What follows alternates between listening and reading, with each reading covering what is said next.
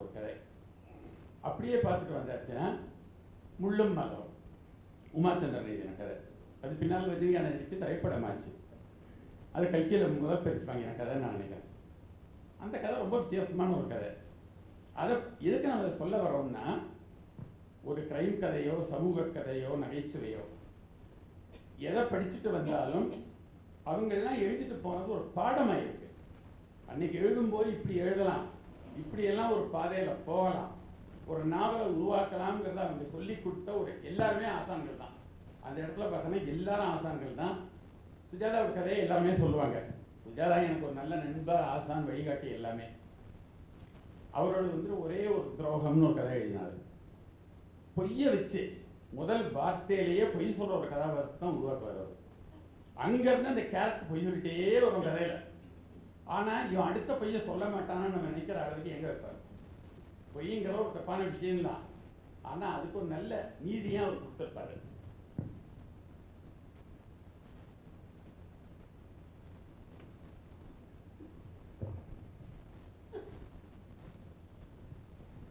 அவங்க எல்லாம் கொஞ்சம் சுஜாதா, சிவசங்கரி, இந்துமதி இவங்கெல்லாம் முதல்ல ஒரு கேடரில் வந்தவங்க.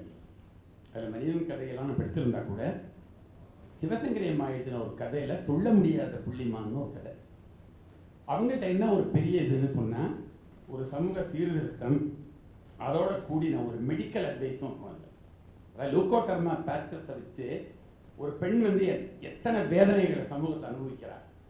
அவள் வாழ வரும்போது அவள் கல்யாணத்துலேருந்து, அவள் வாழ்க்கையிலேருந்து, அவள் குழந்தைங்கள்லேருந்து அந்த விதமான ஒரு நோயை அவன் சந்திக்கும் போது எத்தனை அவமானங்களுக்கு வாழாரா, அதெல்லாம் கடந்து அந்த பெண் வரா அப்படிங்கிற ஒரு படிப்பினையை உண்டாக்கின கதை.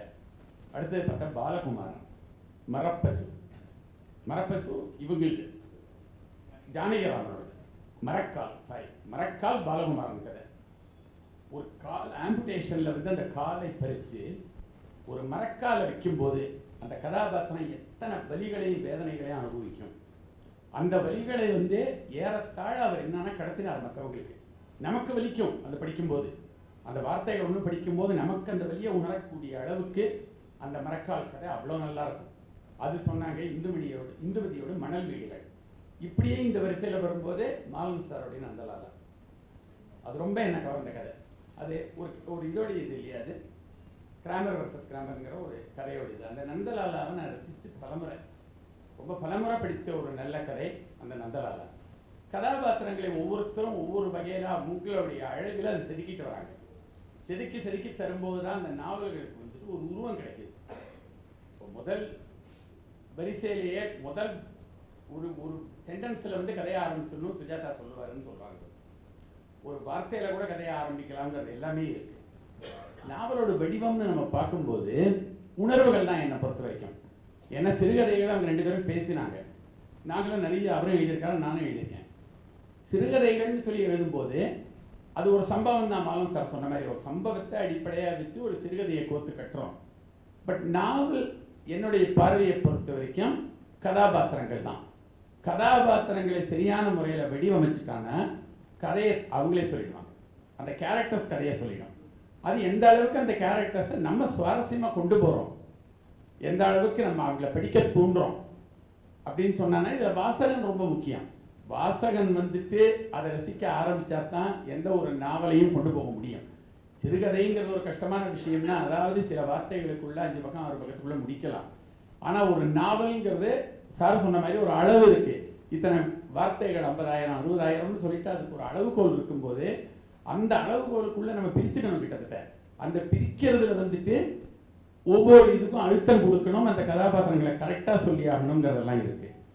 அந்த வகையில் நான் படிச்சுட்டு வந்த ஆரம்பத்தில் அதுலேருந்து தொடங்கி இன்னைய வரைக்கும் நாங்கள் எழுதின கதையாகட்டும், நான் படிக்கிற கதையாகட்டும், எனக்கு அதிகமாக எனக்கு தாக்கத்தை உண்டாக்கினது பெண் கதாபாத்திரங்கள் தான். அன்னைக்கும் சரி இன்னைக்கும் சரி நாவல்களை அதிகமாக ரசித்து படிக்கிறவங்க என்னை பொறுத்த வரைக்கும் ஆண்களை விட பெண்கள் தான் நான் நினைக்கிறேன். அவங்களுக்கு தான் கொஞ்சம் அதிகமாக அதில் ஈடுபாடு. ஏன்னா குடும்ப தலைவர்களும் சரி, வேலைக்கு போகிறவங்களும் சரி, யார் எடுத்தாலும் அவங்களுக்கு அதில் ஒரு ஈடுபாடு அதிகம். அவங்க தான் ரசிகைகளும் நிறைய. அப்படி வகையில் பார்க்கும்போது பெண் கதாபாத்திரங்களுக்கு உள்ளே வந்தாச்சுன்னா அந்த பெண் வாசகிகளும் கிடைப்பாங்க. அதே நேரத்தில் சமூகத்தில் நல்ல விஷயங்களை பல நம்ம சொல்லலாம் அப்படிங்கிற உணர்வை எனக்குள்ள அந்த நாவல் தாக்கத்தையும் உண்டாக்கினது தான். அந்த வகையில் பார்க்கும்போது திரு பிகேபி எழுதின கனவுகள் இலவசம்னு ஒரு கதை, அதில் பத்மினின்னு ஒரு கதாபாத்திரம். அந்த கதாபாத்திரம் நல்ல ஒரு, அதாவது குடும்ப ரீதியான ஒரு கதாபாத்திரம். ஆனால் அந்த கதாபாத்திரத்துக்குள்ள ஒரு புரட்சி இருக்கும், ஒரு கனல் இருக்கும், ஆனால் குடும்ப பற்று இருக்கும், எல்லாமே இருக்கும். அதை என்னை ரொம்ப அது கவர்ந்த ஒரு நாவல்னு சொல்லணும் அந்த கதை.